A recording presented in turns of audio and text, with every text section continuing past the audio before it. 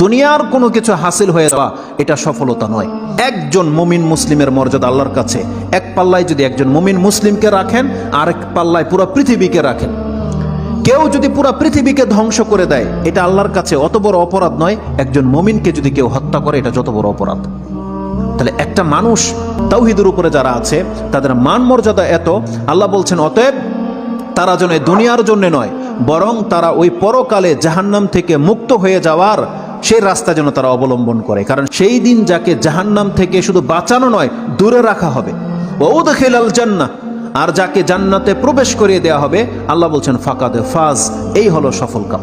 কারণ জান্নাত এমন একটা জায়গা, এটা হচ্ছে চিরসুখের জায়গা। একবার শুধু কোনো ব্যক্তিকে জান্নাতে ঢুকিয়ে দিলে জীবনের যত পেরেশানি আছে সব দূর হয়ে যাবে, সব দূর হয়ে যাবে।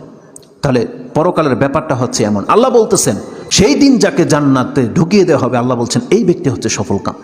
তাহলে এই সফলতা আসবে কিসে? একমাত্র আপনার ঈমান, তাওহীদ। আপনি আল্লাহকে মেনে নিয়েছেন, আল্লাহর বান্দা, আপনি আল্লাহর সাথে শিরিক করেন না, এমন প্রত্যেকটা ব্যক্তি সেই জান্নাত সে পাবেই পাবে। এটা আল্লাহ ওয়াদা করেছে।